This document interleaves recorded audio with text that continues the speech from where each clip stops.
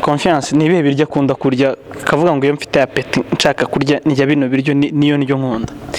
Iyo numva mfite apeti numva nshaka kurya agomba kuba ari umutsima, ubwo ni kawunga n'inyama. Inyama zidafite ibishimbo nazo ntabwo nzo nzifana, kandi ibishimbo nabyo sino birya byonyine. Umutsima, inyama n'ibishimbo, hariho n'ikintu cyo kunywa, amata cyangwa fanta cyangwa ikintu amazi, nibyo bintu mba numva nshaka. Ikaze kuri BMK1 TV, televiziyo ikorera kuri YouTube bagezaho ibiganiro bitandukanye, imyidagaduro, siporo, iyobokamana ndetse n'ibindi. Uyu munsi rero twongeye kuganiriza abantu ngo batubwire amavuko ndetse n'ibyo bamaze kugeraho mu rugendo rwabo barimo. Ikaze rero ku mutumirwa wacu dufite uyu munsi. Murakoze cyane. Watangira wibwira abadukurikiye. Amazina nitwa Muhumure Confiance, niyo mazina yanjye ku ndangamuntu, ariko abantu benshi bakunda kuyita Confi, bajya barihina Confiance bakayita Confi. Ndi umugabo, ndubatse, mfite umudamu, mfite n'umwana, ndi umuririmbyi, nkora ku giti canje, ndirimba muri Alarme, ndirimba muri Wifuza mu itsinda ryaho ryo kuramya no guhimbaza. Murumva rero ko twazanye umuntu twavuga ngo ni mugari, afite byinshi byo kuza kutuganiriza, ariko uyu munsi turaza kubihina kuko ntago byose twabimara. Reka dutangire tumaze se Confi, wamenye ryari ko ufite impano yo kuririmba? Nakuriye mu kuririmba, nakuriye mu rusengero, dutozwa gukorera Imana, kuririmba Sunday school nk'uko mubizi. Tukura nyine tubyiga kugeza igihe uhisemo. Hari igihe ukurira mu kintu ukageraho ya myaka yawe yo guhitamo, ukavuga ngo mpisemo gukomeza uyu murongo cyangwa se ngiye mu bindi bintu bitandukanye. So nico gihe rero nasengeraga muri Louange Igikondo kuva muri za 2008, nibwo namenye ko ngomba gukomeza mu murongo wo kuba umuririmbyi wo kuramya Imana no guhimbaza. Ugitangira kuririmba wese utangira gukora ku giti cyawe cyangwa watangiriye muri korali? Mbona mu matsinda muri za korali na za ministeri, ariko burya umuntu ahora ari ku giti cye kuriya. Umuntu ahora ari umuhanzi ku giti cye. Nuko gusa tuza guhuza abo bahanzi tukabahuriza mu itsinda bakabitsinda runaka, ariko burya buri muntu wese ni umuhanzi ku giti cye. Hanyuma nza kugira igitekerezo cyo gukora indirimbo zanjye ku giti cyanjye. Ibyo numva ntarabitangiye kuva kera, hashize nk'imyaka 2 ntangiye kujya nsohora indirimbo yanjye ku giti cyanjye, nzishyira hanze kugeza n'ubu ngubu, ndetse hari n'indi nshasha mperutse gushyiraho mu cyumweru gishize. Ni byiza, murumva ko ari urugendo atangiye rusa nkaho kuba we ku giti cye ni nk'aho ari bishyashya, ariko kuririmba ntabwo ari bishyashya kuri we. Reka tumaze Confi, imyaka umaze uririmba, niye experience wumva umaze kugira ku buryo yatumye igusunikira kuba wavuga ngo ngewe nshobora gukora ku giti cyanjye? Nkuko nabikubwiye, gukora ku giti cy'umuntu ni ibintu uhitamo gusa uko batereka mbikora, ariko ubundi busanzwe uri ku giti cyawe. Ariko nakubwiye, iyo umuntu rero avuze ngo reka nsohora indirimbo, ahubwo aba yaratinze kubikora, kubera ko indirimbo aba ari byo usanzwe ukora. Bivuze ngo ugomba kwita ubikora vuba vuba na bwangu, kuko mu matsinda usanga buri wese dusohora indirimbo twabanje kwitaho, ariko iyo uri ku giti cyawe ushatse wasohora indirimbo 1000 ukazimarira hanze. So bivuze ngo nayo naratinze gusohora indirimbo zanjye ku giti cyanjye, ariko niwo mwanya, nicyo gihe gikwiriye cyo gusa biba bigoye gusohora indirimbo ku giti cyawe kubera impamvu z'ubushobozi, ariko birakwiriye kuzisohora. Umuntu yahita yibaza, Confiance watubwiye ko uri umupapa, urubatse, uririmba muri Alarme n'andi matsinda muri Foursquare, ndetse wabaye n'umuhanzi wawe ku giti cyawe wowe. Umuntu yakwibaza uwo mwanya ubasha gute kubijera ibyo bintu, kuko no mu buzima busanzwe bishoboye kufita kandi kazi hanze. Nyuma y'ibyo ngibyo umuntu yakwibaza uwo mwanya ujera gute, uwo mu rugo, wo ku rusengero, wo mu ministeri, ndetse n'uwawe ku giti cyawe? Amaministeri ku giti cyanjye byose bifite gahunda ipanze. Nka Alarme ifite gahunda zabo zipanze. Urabona umuntu aba muri church burya ni priority. Iyo uri mu rusengero ni ahantu ha priority. Donc gahunda za church uzirangije kuzikora neza, ufata izindi zo ku ruhande. Ministeri dufite gahunda zacu zipanze tuzi, nkanjye ku giti cyanjye byo ndi managinga nkamenya uko nipanga cyagize ni za gahunda zarangiye nkamenya uko aho ndome ku twanjye twa gahunda twanjye nabyo mu rugo byo ni inshingano z'umugabo mu rugo rwe ugomba kwikora neza nyine nk'ibisanzwe ni wowe ureberera urugo rwawe umwanya wose uraboneka biterwa nuko wiporogaramu gusa. Confiance nk'umuhanzi hari ibihe byiza wumva umaze kubamo mu gihe cy'uburirimbyi haba ku giti cyawe cyangwa mu ministeri ibyo bihe urabitubwira muri ministeri uvuga ngo nabaye muri ibi bihe twagize ibihe bimeze gutya na ministeri nanjye ku giti cyanjye wenda maze kugera ibihe ni ibihe byiza wumva umaze kugera muri kariyeri yawe y'uburirimbyi? Kubera ko ari umurimo w'Imana dukora mbona ibihe byose tugira byo kuramya Imana no guhimbaza ari ibihe byiza. Donc n'iki gihe turimo iki turi kuvugira kuri kamera ni igihe cyiza cyo kuvuga kuramya. So nakuriye muri Louange mba muri Hemani Worship International twagira ibihe byiza byo kuramya ni haran trainings ku buryo nagiye muri alarme ndi umuntu uri mature kugeza n'ubu ngubu rero urumva rero urwo rugendo rwose rwo kuramya jewe ndufata nk'igihe cyiza cyo kuramya n'igihe cyiza nabayemo nkunda kuramya nkunda mu rusengero hakurya Dawidi yavuze ngo ajya yishima iyo yagiye mu rusengero ndabikunda mba numva ariho yaba ahubwo twabagayo bakajya dusangishaho ibiryo tukabayo tugaturayo muribuka mu bihe byashize amatsinda ukuntu yakoraga amasengesho ngo y'amahombi amahuduma ari amahuduma yaranryoheraga cyane imyenda twarayizanye twaba tumara nk'icumweru nta kazi twagiraga abana turi abana abakobwa bari kudutekera he mu bikoni ubona ari ibintu byiza nyine ukumva iyo yashiraga bavugira ngo igitangaza kirabaye abantu dusubiye mu isi ariko aba ari ibihe byiza kuba imbere y'Imana turamya dusenga tukaba muri ubwo buzima. Ako ni akantu gatoya katwereka uko bizaba bimeze mu ijuru nta bintu bijanye no kuja ku isoko nta bintu by'amasiporo ntake nukuramya gusa. Donc bajavuga ngo ni ibihe bidasanzwe sinzi ukuntu bimeze cyo zishushaye bajavuga ngo nibyo amaso atarareba nibyo amatwi atarumva ni ibindi bintu ariko uko bimeze kose iyo dutaramiye Imana byibuze wumva ko mu ijuru bizaba ari ibindi so nje ndabikunda. Mvuga ko ubuzima bwanjye bwose bwo kuramya uko mpawe kuramya Imana uko ndi mu buzima bwo kuramya ni ibihe byiza gusa. Kariyeri yawe aho igeze ubu ngubu ni ibihe bihe byiza wowe ku giti cyawe Confi uri kuririmba katugiye mu ruhande rwo kuririmba indirimbo umusaruro ni ibihe bihe byiza wumva bimaze kukugezaho? Ibihe byiza gute mu bijanye se n'ibifatika bijyanye no kuvuga ngo wenda uyu munsi nakoze indirimbo iba successful uyu munsi nagize mu ndirimbo ku giti cyanjye indirimbo nkora mvuga ko iyo umuntu asohoye indirimbo zose aba yazikunze kandi aba yazishimiye ariko hari indirimbo zimwe ukora abantu bakagwa feedback nziza nawe ukumva urishimye nk'indirimbo yitwa Ndamushima nakoze mu minsi yashize turi muri covid gitangira nza gukora indi yitwa Niwe Nkomoko. Izo ndirimbo zampaye courage gukora n'izindi kuko iyo ukora ibintu bigashimwa n'abantu Imana yo ihora ishima indirimbo zayo zo kuramya biba byiza rero kurushaho. Ndumva ari ibihe byiza byanshimishije byamvanye mu rundi rwego byamvanye ahantu hamwe binshyira ahandi kandi ndakomeje hari n'indi mperutse gushyira hanze nayo nziza mfite n'izindi nshaka gushyira hanze mu minsi iri imbere. Murabyumva ko afite indirimbo nshyashya mujye kuri YouTube channel ye Muhumure Confiance murebe n'izindi ziriho ariko ndashaka kwibaza ubundi Confi wowe ujye gutangira kuririmba ku giti cyawe wumvise hari injyana imwe runaka uzakora cyangwa uririmba uko wahawe indirimbo? Sinakubwira mfite injyana ariko ndirimba bitewe n'injyana yaje buryo muhimbye ahimba biterwa n'injyana ntabwo mbogamiye ku ruhande runaka ahubwo injyana yose ije nkumva iranyuze ndayisohora. Reka tujye muri Confiance yo muri alarme. Confiance yo muri alarme ni umuntu umeze gute? Abantu bakona muri alarme n'abantu bakona mu buzima busanzwe ni umuntu umeze gute?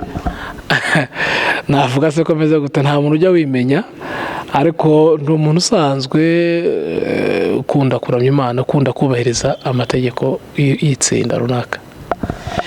Abantu bakunda kukubona igitaramo iyo kimaze gushyuha hahandi kimaze kugira nibwo abantu bakunda kukubona wowe abandi baririmbyi hari abo ujya ubona bakunda gutangiza ukabona reka tubivuge muri buno buryo kuririmba indirimbo zitonda za zindi bita ngo kuramya kandi atari kuramya n'ibindi wowe ni ukubera icyo umuntu tudakunda kubona muri ziriya ndirimbo itsinda rigira abantu benshi kandi nazo nazikora ariko ntabwo wakwiharira ibintu byose kandi hari abantu bakunda injyana runaka ugasanga we buri gihe haririmba wenda injyana yitonze kubera niko ateye muri karagiteri ze kandi akayishobora icyo gihe bitavuze ko atakora n'iyihuta ariko uko yakora iyihuta niko yakora iyitonda ntabwo ari kimwe hakaba n'abandi nkatwe n'abandi bakunda injyana zihuse zigeraho ukumva ko uri muri domene yawe niyo mpamvu rero usanga mu itsinda tuba tuziranye kandi twabati wowe banziye nawe nitujya muri zulu urakoreye nitujya muri sebena nawe urakoreye ngiso ni uguhuza imbaraga bitavuze ko indirimbo bayimpaye itonze nayikora ariko ni ugusharinga mu matsinda turasharinga yes.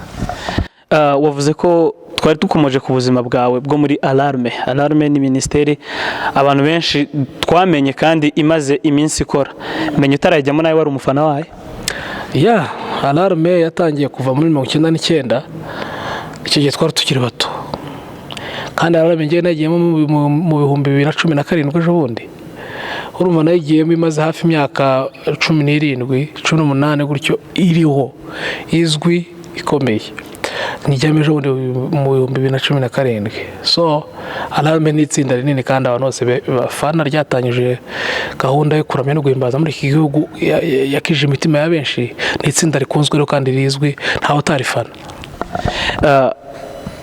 Hari indirimbo baba baririmba cyangwa baririmbyemo kuko abantu batangiye muri 1999 uko bigenda kose bafite indirimbo nyinshi cyane ntago ari ugushidikanya hari indirimbo zabo waba ufana kuruta izindi cyangwa waba wiyumvamo cyane kuruta izindi watubwira niba hari zo iza kera zo zirahari hariyo ziturufaya hariyo bita ngo ubwo nzaba ngeze ni nyinshi ariko ari izo twebwe ba generation nshasha y'iki gihe ntago tuba twiyumvamo zirahari nazo umuntu aririmba kumva arishimye. Uraduha urugero indirimbo ni nyinshi haramigira indirimbo nyinshi arizo turakomeye dutsindwa hashimwe izina rya Yesu hariho za gushika yasatuye ijuru hariho ni nyinshi hariho za ni nyinshi umuntu yakwibaza muri izo ndirimbo zigenda gutyo iyo ritme ukunda hari indirimbo babarandikiye alarme kugeza ubu nta ndirimbo ndabandikira turacyarimo tutekereza ukuntu tuzayandika ariko kugeza ubu ntayo. Birumvikana ariko dusubiye ku muziki wawe ku giti cyawe hari indirimbo yitwa niwe nkomoko indirimbo wayitekereje gute iriya njyana yakujemo gute n'injyana isa nkaho ishaje generation y'ubu ngubu nko bivuze ntabwo ari igitekerezo abantu bose bagira gutekereza indirimbo igenda mu njyana twakwita nka gakondo cyangwa se ishaje wowe wabitekereje gute? Ni ukuri iriya ndirimbo ngiye sinjya menya ukuntu yaje ndangiza ndamushima iyo umuntu arangije indirimbo ndamushima yarakunzwe ikunzwe numva ashaka gukora indi ndirimbo ariko njye mbere ko njya nkora indirimbo njya baza ngatekereza ku njyana buriya hanyuma nkunda njye ibintu by'agashya nkunda gukora ibintu bitandukanye rero nkabatse iyi ndirimbo ndakora iyi igitekerezo kinzamo cyo gukora muri buryo sinzi ukuntu byaje mpita ntangira ndirikodinga aho nari ndi mu rugo mfata gusa ritme kantu nkako ngeze mu rugo ndayinonosora neza ndangije mu gitondo njye kurikodinga ngewe numvishe ibintu mpita mbirikodinga ngasigara mbikosora gake gake nuko byaje ariko ngendeye kugashya no kugarura yanjyana ya kera y'abasaza bacu bataramiraga iraruguru muri Kongo bakoreshaga numva ndayihawe kandi narayihawe numva ndayikora na resultat yayo yaje ari nziza cyane nk'abantu bakuze babonye iriya ndirimbo reka turebere zitazavuye mu bantu bakuze babonye iriya njyana wongeye kubasubiza mu bihe byabo bataramiyemo babyakiriye gute? Barishimye cyane kuko nahamagaye n'abantu bakuru benshi kuva nabaho ndibona koze abo muri Amerika bakampamagara, wa mwana we iyi njyana wayikuye, ati nanjye nuko nyine kumva nyine, ariko barayikunze aba hano abo batandukanye, mbona ko ari sawa. Burya iyi ndirimbo yafashwe n'abantu bakuze n'abandi batandukanye batoya, uba wakoze ikintu cyiza, ntabyishimiye. Ni ibihe byiza rero wagize, ariko reka noneho tumenye, ufite iyihe mishinga cyangwa se nko mu myaka 5 Confiance yibona gute? Nkuko nk'ibisanzwe ku muhanzi cyangwa se ku muntu ufite projet runaka bijyanye n'ibyo akora, byose ni imipango. Dufite gahunda zitandukanye, zo gukomeza gukora indirimbo, audio, amashusho, kubwivugabutumwa. Nkaba mfite na gahunda zitandukanye z'ibitaramo, wenda kubera covid tukirimo, wenda ishobora kuzashira, turasenga Imana izashire, ariko hari n'ibindi ushobora gukorera online kugira ngo abantu benshi babashe gutaramana nawe, bagira ibihe byo kuramya no guhimbaza. Donc muri iyi minsi tutaramenya umurongo neza wa covid, turakomeza gukora indirimbo uko dushoboye, amashusho yayo ndetse n'ibitaramo wenda bike kuri online. Hari ikibazo dukunda kubaza abahanzi bakora ku giti cyabo. Wowe twagize Imana uba no muri ministeri, wenda waba ufiteho ubumenyi buhagije.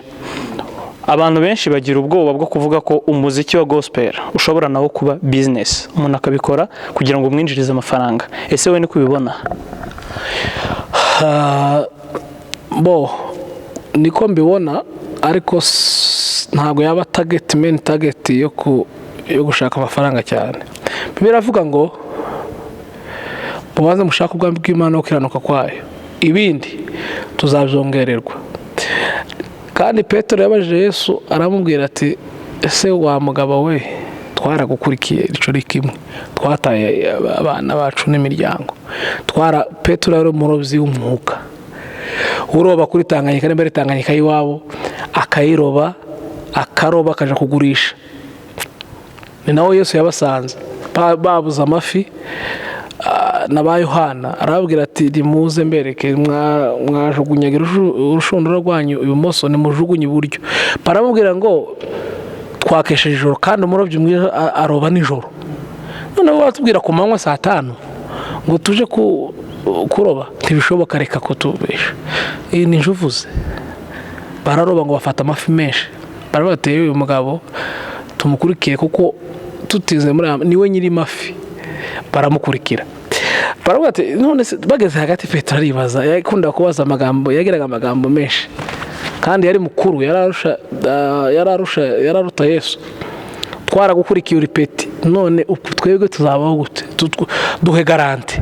Aravuga ati, Yesu aravuga ati hano mu isi muzabona 100% cone kimwe, icya kabiri muzabona ubugingo buhoraho. So hano mu isi aba gospel tugomba kubona ubuzima bwiza 100%. Gospel abakristo niko tugomba kuba turi kuri top. Kuvuga rero ngo ntago byatubeshaho, bigomba kutubeshaho 100%. Twego dufite n'ikindi kintu gikomeye, dufite ubugingo. Kuko na mbere mu isezerano rya kera, abatambyi ba Samweli bande bose bari bose ba Yesaya babaga mu nzu, bakaba mu nzu ntihaburaga ibiryo, barabaturaga ibiryo, abakozi b'Imana bakabaho neza cyane. So uvuga rero ngo gospel ntiyagutunga, imyumvire kumva ko mu gospel yari we ukwicwa n'inzara, iyo ni imyumvire yo hasi ya fake. Kumva ko we ngo nibyo ubuntu, ngo ntabwo babaza ngo twaherewe ubuntu, natwe tugomba guhera ubundi. Yesu yaduhaye ubuntu bwiwe kugira ngo twese tubaba, yarakubiswe ngo twego tube bazima, yarabambwe kugira ngo tubambuke. Ibintu byose byakugira ngo twebwe tube beza, tubimene neza, tugire ubuzima bwiza, tuba bakire, tuba batunzi, ariko ikindi tubona ubugingo buhoraho. So gospel igomba kutubeshaho, ariko siyo target ngo dukore ugende ku muntu nimba umuntu agutumiye cyangwa umuntu avuga ngo umusengere ngo banze nyishuri. Ntabwo ari ikiguzi tugira, gusa tugomba kubaho neza. Iki kintu kirasobanutse kabisa. Urebye mu karere dutuyemo, umuziki wa gospel wo mu Rwanda usa nkaho ubu ngubu ari gutangiye kuzamuka ujyanyije n'uwa Tanzania, Kenya, Uburundi na Congo, kuko ubona ko ni byinshi dukora hari igihe wabonaga tubireferaho kuko hari urundi rwego bagezeho. Ubu mu karere umuziki wa gospel wo mu Rwanda ushyira ku ruhe rugero cyangwa se uwubona gute? Okay, iyo comparaison wenda simbifitemo ubunararibonye kubikompara, ariko nibaza impamvu umuziki wacu uzamuka cyane ni impamvu y'ururimi rw'ikinyarwanda. Hano mu Rwanda duhagaze neza kandi abanyarwanda barafashwa, ariko Tanzania, Uganda kubera indimi ziri international bazamuka cyane ukagira ngo nibo bashoboye cyane, ariko si ko aribo bashoboye, ahubwo ni kubera imvugo yabo igera ahantu henshi.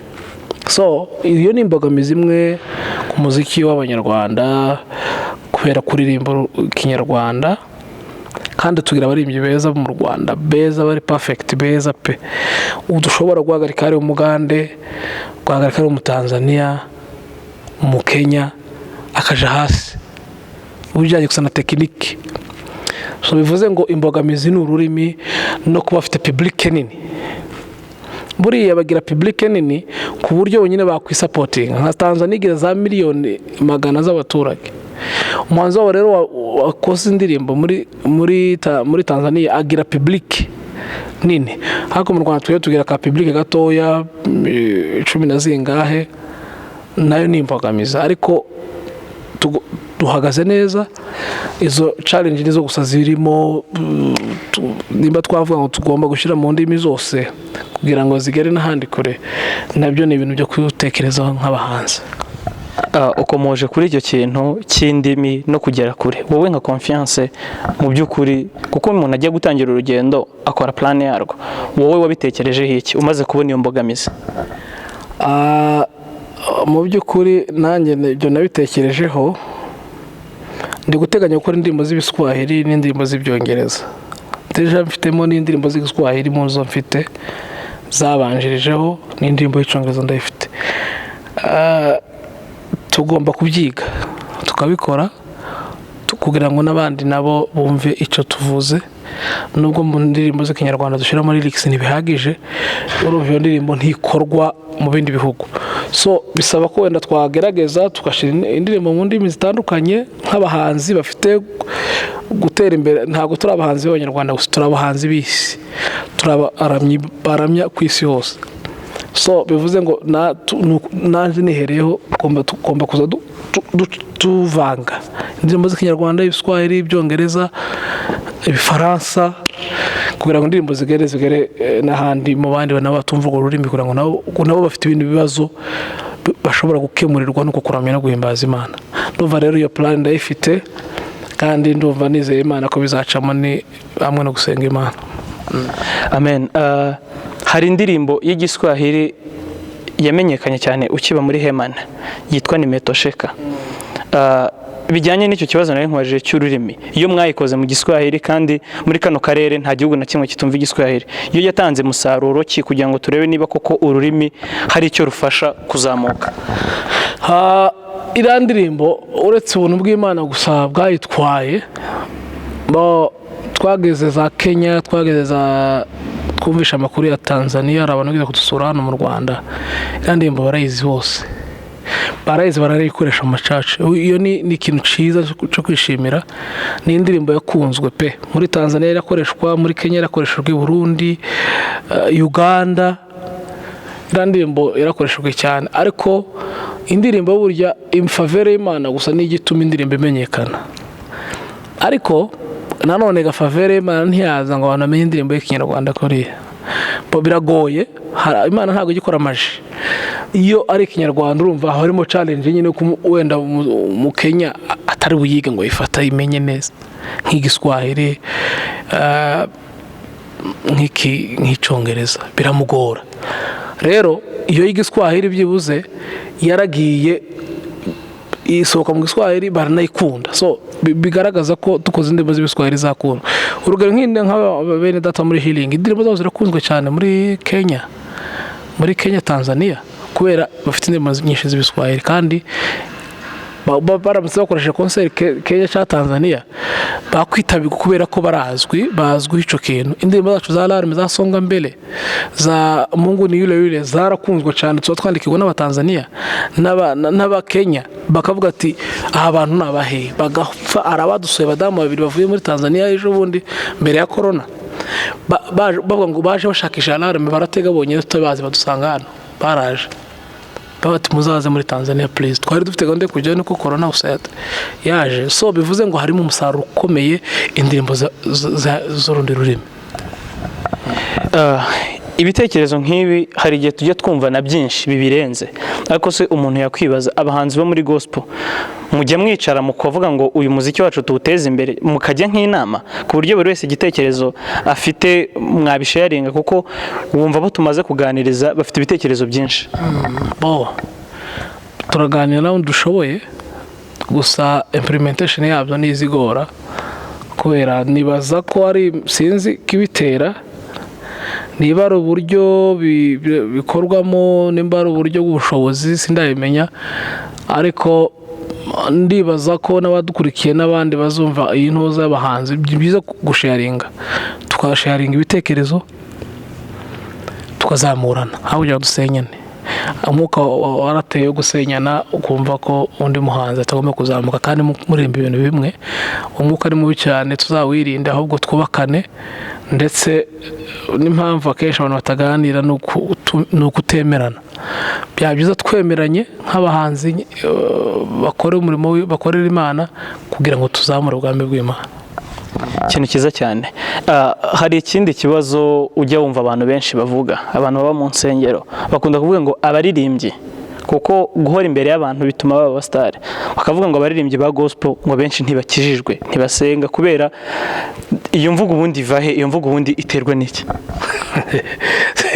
Mu by'ukuri sinabimenya, twakuze twumva ni imyumvire, ibintu byose ni imyumvire twakuze, biterwa n'ukuntu twakuze n'ukuntu idini ryitwara. Ibi byose ni idini, ukuntu idini ryitwara. Twakuze dufite imyambarire runaka, n'ubara abakifite, twakuze dufite ibintu runaka, tukigishwa icyo kintu, ariko mu by'ukuri atari ko kuri. Twakuze twumva ko kudefiriza cyangwa kwisukisha ku badamu ari icyaha. Twakuze twumva nyine ibintu nk'ibyo, ariko siko kuri. Gusa kwambara neza ni byiza, kwambara nyine ukikwiza ni byiza, ariko kandi kuvuga ngo abahanzi ba gospel ntibakijijwe, ndumva waba uyobye, kuko umucamanza n'umwe gusa, ni Yesu, ni Imana. Niwe uzumenya. Yigeze kubwira ba bantu bari bagiye gutera wa mugore amabuye muri Bibiliya, arandika hasi gusa bati iyo utarakora icyaha ntabanze kumutera, bose yunamutse, bose bahunze. So bivuze ngo ntabwo tugomba kujija ngo uyu ni umukristo cyangwa se umukristo. Ibyo si ibyacu. Gukizwa ni umuntu ku giti ciwe, gukizwa no kwakira Yesu nk'umwami n'umukiza, ukayoboka inzira z'Imana. Ibyo rero iyo judgment tuyireke, nta n'ikintu nabivugaho kirenze, ahubwo birebe neza, bavuga gutyo birebe, kuko bavuze ngo mbere kutokora ngo igitotsi kiri mu jisho rya mugenzi wawe, ngo usobanze urebe umugogo uri mu ryawe. Umugogo ni nk'igiti kamwe kareho gatoya, ariko wowe ufite igiti umwe mu jisho utazuba. Hari undi umuntu watubwiye ngo nuzatunga umuntu urutoki gutyo, ngo uzumenye ko izi zose ziri kukureba, nawe wamutunze rumwe, ariko izindi ziri kukureba. Iyo judgment twayireka, kuko kukizwaho n'umuntu ku giti cye n'Imana yiwe. Confi ni umuntu wisanzura, ni umuntu uganira. Ntabwo twagenda tutavuze ku tuntu n'utundi, tujye out of gospel cyangwa se hanze y'ikiganiro kimeze gutya. Ubundi Confi iyo yicaye yumva yishimye, ni ibiki bimuranga? Ndaseka, nkunda kuganira n'abantu, twicaye tugatera story y'ibintu byose, tukaganira, tukavuga imipira, ibintu byose, nta kibazo. None wowe ntabwo uri mabandi bavuga ko umupira ari icyaha? Nta nubwo nzabivuga. Nabikura mu rwego rwo kwirinda ko hari abafana bamuvuga kuko badafa muri Bibiliya ko umupira ari icyaha. mu rwego rwo kwirinda ko abafana be bamwe bamuvaho kuko adafana ikipe imwe nawe turabiretse ntabwo tumubaza ikipe afana. Reka tubaze nari umukinnyi mumfane gusa nkaho nari umukinnyi.